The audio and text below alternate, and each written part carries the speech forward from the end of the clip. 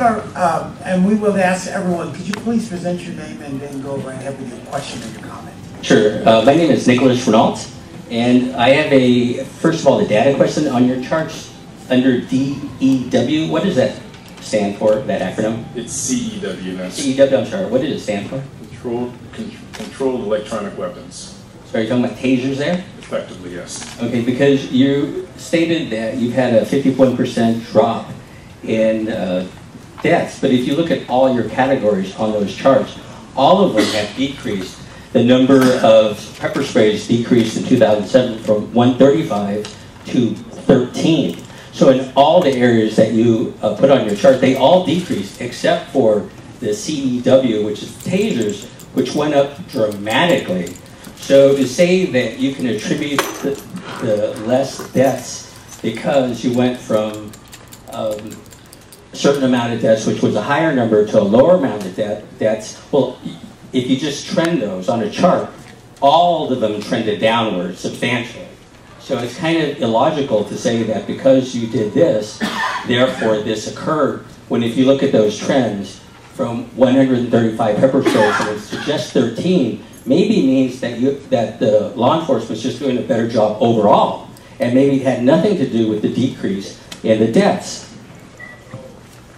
Let me offer to you this, and the data speaks to a certain picture. In my conversations with CHP officers, one of the things that the data just simply cannot capture, in which they do not capture, is the presence of that weapon system and the impact that it has on the resistor. And in many instances, from these conversations, the mere unholstering of that weapon has captured compliance. So thus the need for any type of other use of force is mitigated by the presence alone of that weapon system. And Chief, I would say that if you've only had one incident in the time that you've been Chief, that's a pretty good record. Now, of course, in a perfect world, we would like no people injured. But to use that one man's death as a vehicle to do a PR campaign, to limit the scope of the tasers, but still implement the tasers, and then maybe later have the scope be for everybody, is just to me a very clever way, and I don't doubt your sincerity for 1 second, but from a skeptic's point of view, it's a very clever way in bringing tasers into San Francisco, which has been vehemently resisted up to this point, and that's why the police department has had such a hard time. And I feel it's a little disingenuous to use this man's death, because I didn't hear when you said what happened in that incident that you brought out the beanbag.